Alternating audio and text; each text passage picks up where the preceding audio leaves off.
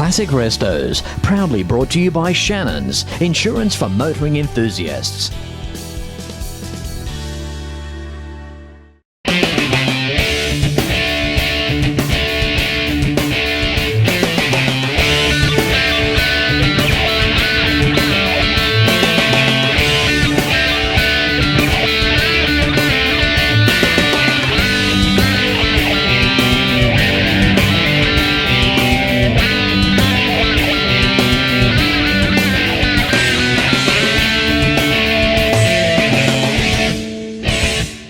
Hello and welcome to another exciting episode of Classic Restos. Of course, not possible without the continued support of Shannon's Insurance. In fact, when you get a moment, why not pick up the phone and give Shannon's a call for a quote on 134646. And Shannon's offer a 10% multi-policy discount if you add your home insurance to your car or bike insurance. How cool is that? Visit Shannon's online at shannons.com.au and don't forget, while you're there, sign up and become a member of the Shannon's Club. On last week's show, I couldn't wait to bring you just some of the 2013 Carlisle Ford Nationals here in Pennsylvania, United States of America. And now it's time for more with episode 2. Now, if you did miss last week's Classic Restos, you should be ashamed of yourself. But hey, I'll let you off just this once. The fine people at Carlisle Events, Pennsylvania, USA had me return once again so I can show you just a slice of the 2013 Ford Nationals.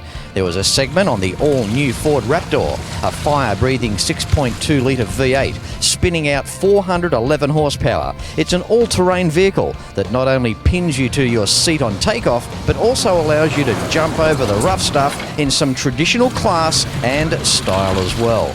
Building T gave us the opportunity to see the original 1976 Ford Torino used in the Starsky and Hutch TV series.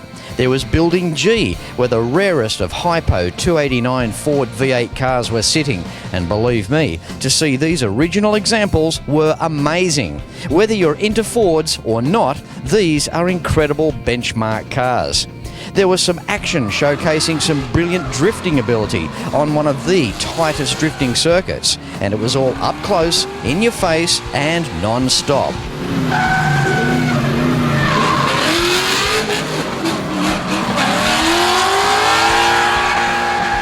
The Saturday night street parade still commands some of the beautiful downtown Carlisle's streets to be closed, where thousands of locals and tourists line the streets traditionally to watch in awe the rare sight of almost 3,000 Ford entrants showing off their late model or classic Ford. As a matter of fact, if what you drive this weekend has FORD badged somewhere, you can bring it here. Of course, too, the 2013 Carlisle Ford Nationals lends itself to endless opportunities to interview some of the entrants. It's time now to meet and greet some more. Moving through the 2013 Carlisle Ford Nationals, and isn't it amazing the stories that come with these cars? Welcome to the show, Steve. Thank you, Fletch. Love this car. Now, tell us about the original owner, first of all, because next I want to talk about the interior. That's one of the things that have really grabbed me on this car. But before we talk about that, who owned it before you? I bought this car from a dealer in Hanover, and he had kept it in storage for 11 years. He had taken the car at the trade-in when it was only 11 years old. So really, when we had bought the car, it was 22 years old, and it had only actually been on the road for 11 years. So we got a car with only 49,000 miles on, and this was in '92, and we've been taking it to shows ever since. Steve, it's absolutely amazing. 1970 Thunderbird. The original owner, now apparently he was in a nursing home. Yes, he was. We met him about 6 months after we bought the car, and he recognized the car. He said he had fond memories of driving the car. He told us he never drove the car in the winter, so it never got any stone chips on it. He really kept good care of it, and I don't think anybody ever sat in the back seat of the car. You took the car down to the nursing home to show the guy, right? Did he get emotional? Yes, he did. Yeah. We were glad that he got to see the car one last time, because it's a few months later after that he died. So we were happy that he got to see his car one last time. The memories that he would have had with this car.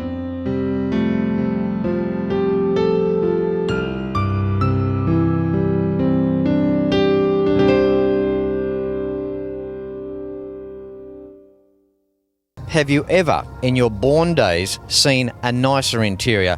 There might be plenty around that are close or even on par, but I don't think that there'd be many that are better. And we got a lot of remarks on the interior. People have asked us if it's been restored or repaired, and I says no, and they find that hard to believe. So, like I said, it has been kept exceptionally good care of. I mean, we always cover the seats before we sit on it to drive it. So it is an exceptionally nice interior, and it's held up well over the years. There's no eating burgers or anything in the back. Heavens no.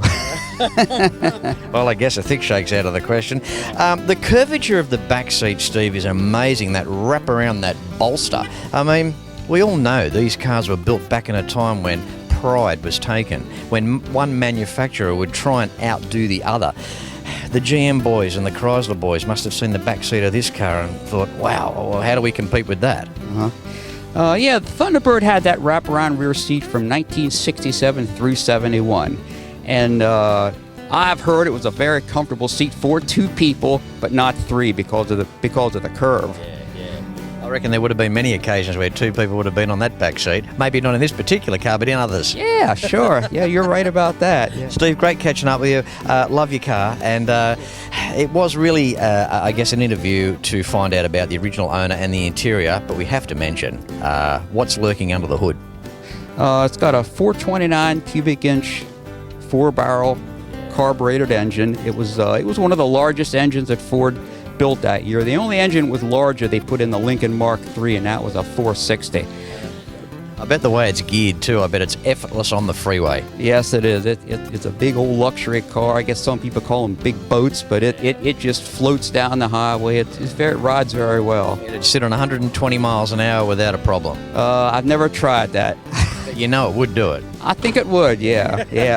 I love how reserved these guys are because, you know, they still put their foot down now and again and appreciate what's there, and it's all about just enjoying the dream. Good on you, Steve. Oh, thank you.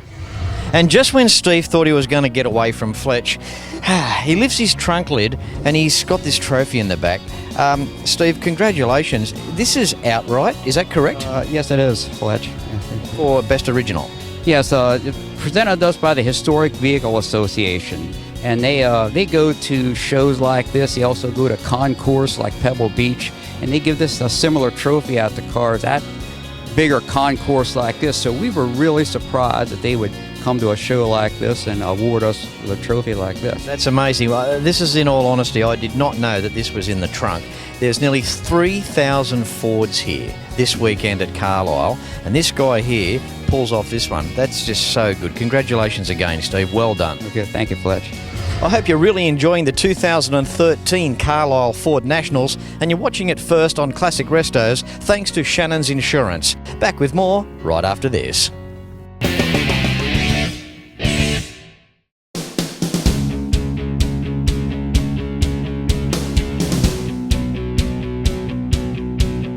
Here we go, the first Torino out on the field, apart from the Starsky and Hutch Torino on last week's show. We got Charlie now. How you doing, Charlie? Just fine, Fletch. Thank you. That's good. The presentation here of your car is beautiful. Give us the rundown. Well, it's a 1973 Ford Gran Torino Sport, and has a 351 Cleveland, the Cobra Jet engine, and it's automatic. And it's been restored, it's been repainted, and the engine's been worked over, and it's a one of one just because of the way the options came with the radio, the steering wheel, the automatic, the white with no trim, very little trim. And it came out of Detroit. That's where the original purchase was. And I've had it for about 6 years now. So when you say one of one, it's the only car in the United States? It's the only one like this one. Back then, when you ordered options, you usually didn't order packages as you do now. But you ordered each option independently. So the way you would order a vehicle would make it more exclusive. So, and there was so many options back then. And some guys told me it used to take literally a day. I mean, to order your brand new car back in those times, you had to allocate a day. By the time you sat down with the salesman, if you're particularly an enthusiast and you were fussy about what you were buying, you would allow a day to order your car. Definitely, and sometimes they would be 2 pages. A 2-page sticker. I've seen that before with a heavily optioned vehicle. But this one's got a moderate amount of options, and it's more performance for 73 than it is anything else. Yeah, because 73, we're talking the era of when the power dropped away. I mean, different camshaft profiles, lower compression ratios, smog-related issues. You know, I think engines became less powerful, but then they started giving the interiors seemingly more comfort. They tried to build it up and make it up to the purchaser in other ways, didn't they? That's right. You had air conditioning more coming out in 72 and 73. We lost 100 horsepower from the 71 to 72. Same engine, but they detuned the engine, lowered the compression, and the vehicle got a little bit heavier too. This one's well over 4,200 pounds. That's an interesting scenario. Vehicles in the 70s actually did increase in weight, didn't they, there for quite a portion of it? Yeah. Too. And the difference between a 72, which is over here on my left, and a 73 is the big bumper. And that added a lot of weight too. Thanks, Charlie. Thanks so much, Fletch. Bye now. Moving through now with Dan the tall man with a 1966 Ford Fairlane. This is beautiful. Everything's beautiful here. How are you, Dan? We're doing wonderful today, thank you. That's good. Dan, tell us about the car. Fletch, it's a 66 Ford Fairlane. We picked it up from a gentleman out of Ontario, Canada, and brought it back to the United States about 3 years ago. Look at you. Look how happy you are. You've got a good score here. When you were a young guy and these cars were newer, did you used to look at them then? My grandfather was a mechanic, so I grew up loving cars, working on cars, and learned how to wrench early in life. See, lucky too, I guess. You grew up with these, you took them for granted, but from Australia, we look at you guys and think, well, you know, you grew up as kids with all this fantastic machinery around you, and not just one model with one trim option. You had so many variants to choose from. We grew up a Ford family and have loved the Fords all our life, which is why we ended up with a Fairlane. Well, don't worry, they're popular down under as well. They're a very good product. Now, Dan, when you got the car, how did it look? It was painted the way it is now. It was restored to original specifications, had the original 289 C4 automatic and a little 8-inch rear end. And so when we bought the car about 3.5 years ago, we drove it for the first year and had fun with it the way it was, but we wanted to turn it into our version of a mid-60s muscle car. Well, Dan, bit of psychological disorder carrying on here. Under the hood, what have you done with the injection system? Well, we found a Borla stack date fuel injection system and put it on top of a Windsor-based motor. And as you do. As we did, and we punched and bored it out to 427, so she's pushing about 600 horsepower. Okay, so we're looking at 351 out to 427. Correct. Right. See, beauty of that too, big capacity, keeping all lightweight. You haven't got the weight of a big block. Correct. So we're able to maintain the ride height of the car, and then with the stock suspension out rear, it just gives it the nice little rake to it. Probably one of the lamest questions that can come from a TV host of a classic car TV show is, how does it go? She gets to the grocery store okay. And not only does it get to the store, it gets back and the groceries are unpacked before anyone else in the street. I have to go to the grocery store 2 or 3 times because it's I keep forgetting stuff because I want to go back out. Isn't that great, eh? A guy with his car, loves driving it that much, he makes excuses to go shopping. I love it. Good on you, Dan. Thanks for being on today's show, and thank you for being a part of Carlisle. Thank you very much, Fletch. Thanks, Dan. All right, take care. Getting around the grounds, huge property here, way over 100 acres. Trying to get to every pavilion is a major task. We're in Building A now. We've got Rob. Welcome to today's show, Rob. Fletch, thank you. 1961 Starliner. What an incredible car. Now, what's the difference between this and a Galaxy? Well, it's one style that was different and had the, some of them have the hypos in them, and this one has the hypo, the 401 hypo. And my son purchased it for me and gave it to me as a birthday present in November. Your son gave it to you? Yep, he went out and found it. I had one when I was a youngster, right, 21 years old. Yeah. And I kept telling him about it over the years, that, you know, what I had in the past. And we saw one up here one day, and he didn't tell me, but then he started looking. Rob, you must have been a pretty cool dad to him for him to do that for you. I think so. He seems to, you know, appreciate me, I guess. I was good to him when he was a little guy. That is so awesome. What's so special about this 1961 car is the options list. This is performance. Look up performance in the dictionary. There's a picture of this car there. The thing is, too, it represented the super stock class. Well, it's 1961. They came out. They started the drag racing series back then, and the 409 Chevys were kind of taking over. So Ford decided to come out. They had 60. They had a 360 high performance, and then 61 they came out with the 375 with the 4-barrel, and had the column shift. They all had column shifts with the 4-barrel. And then the Ford decided, well, we need a little more because if the 49 Chevys had the 4-speed and all this.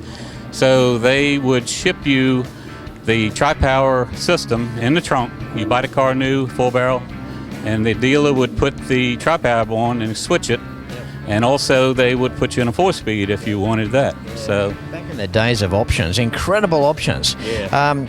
They were also remarkably close to us competitors, as you referred to, the Chevy 409, the 390 in these cars. I mean, you know, we had the 426 Ram Chargers before the 426 Hemis came around. I mean, it must have been an exciting era that I know that you could have remembered very well. What I love about this car is we've got 390, tri-power carbs, 4-speed, Hurst shifter, steel wheels. It's just they've got a look of their own, don't they? It's a fantastic car. It's got all kinds of torque and power. And then on top of that, we've got a lot of class as well. We've got some stainless steel. We've got some nice fins out back. Beautiful car. Yeah, well, thank you. I mean, I've enjoyed it. And like I say, I had one back in '62 that had a Continental kit on the back, and I would tell my son about it, you know, before he was born. And he finally started looking for one for me. Good on you, Rob. Well, I'm glad you're enjoying the car, and it was great to catch up with you. I appreciate it. That's all right. You're welcome. I hope you enjoyed the car as much as I enjoy it. Absolutely. My word. Yeah. Don't give me the keys. You might not get it back. Okay, right. Thanks, mate. Thank you. The swap sites here at Carlisle are simply amazing. In fact, if you were to walk up and down every row of the swap sites here, you would be walking tens of miles. When you consider an allocated portion of well over a 100-acre property, the amount of swappers space is incredible.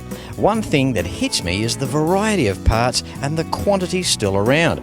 Sure, it's about the cars here and the people that own them, but there's just something about walking through the parts areas. All the stuff you may have been chasing for years may be all laid out right in front of you. I hope you're really enjoying today's episode of Classic Restos, and if you are enjoying the TV show, the DVD boxed sets, along with Classic Restos merchandise, can be found at classicrestos.com.au. And while you're there, check out the major sponsors, Shannon's Insurance. Back with more after this.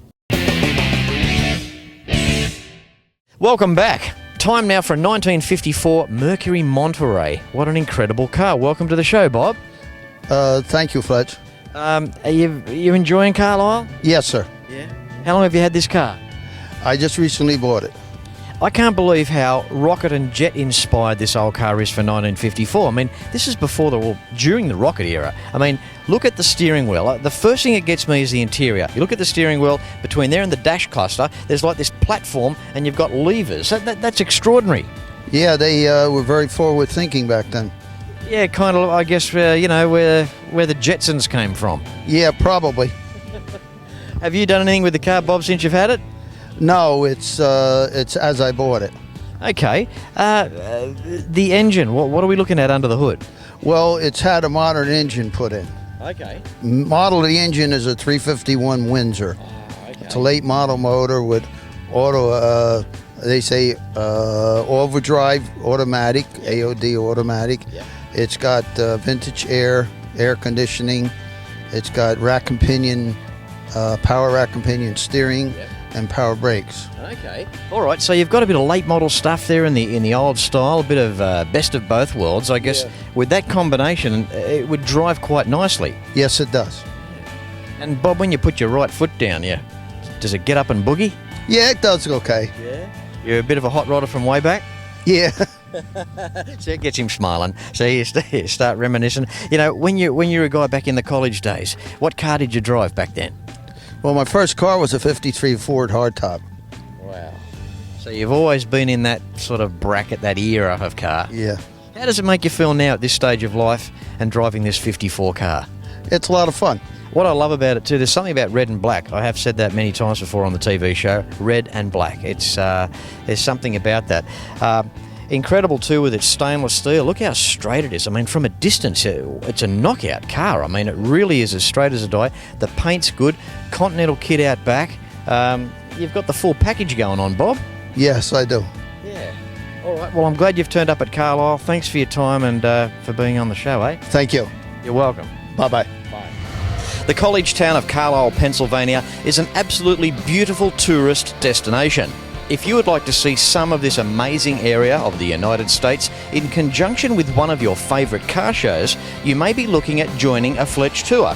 We are taking expressions of interest now for 2014. Send me an email via classicrestos.com.au. Time for an Edsel, a 1959 Edsel. How are you, Henry? I'm fine, Fletch. How are you? Good, thank you. Henry, that's appropriate with a subsidiary of Ford with an Edsel? Yes, sir.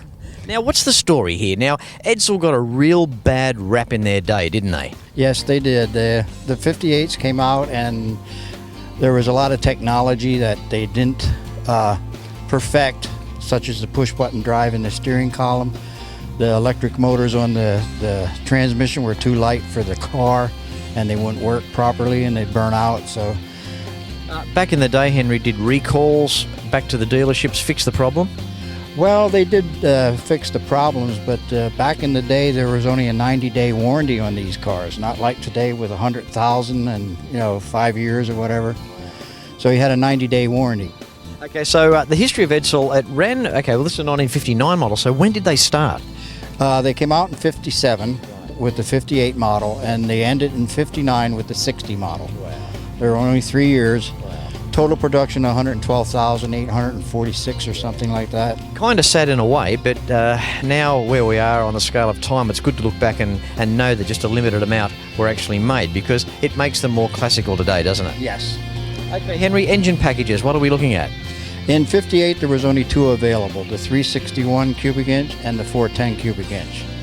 And that sort of did them in a little bit too, because everybody was on an economy craze. The price of gas just increased by 15 cents or something like that. And then in 59, they offered a 223 six-cylinder, 292 V8, 332 V8, and a 361 V8. I just would have thought back in 1959 that fuel and economy was a tautology. Well, there was a lot of people that lived on a certain amount of income, and when you're driving a 410 cubic inch that only gets 8 or 10 miles at the gallon. But in 1959, the cars were getting massive. The V8s were getting bigger. It's like manufacturing companies were outdoing each other. That they would retool for an engine that was 2 cubic inches more than the competitor. Yes. I think Ford had every cubic inch known to mankind. Okay, Henry, great talking to you. Look, I love the car, and like I said, it's a privilege to have you on the show. It's such a world-class event here at Carlisle with the old Edsel doing you proud. Good on you, buddy. Thank you. You're welcome. Well, that sums it up. The 2013 Carlisle Ford Nationals, and you've seen it first on Classic Restos. And I hope you've really enjoyed this last 2 weeks of this sensational event on the show. ClassicRestos.com.au, that's the website that you need for the DVD boxed sets of the show, Classic Restos merchandise, and of course to find out how my major sponsors can help you as well. As I say at the end of every show, until next week, please ride and drive safe. I'm Fletch, signing off from Carlisle, Pennsylvania, United States of America. Thank you for watching. Don't forget to like Classic Restos on Facebook. Facebook.com/Classic Restos TV. And episodes can be seen at shannons.com.au.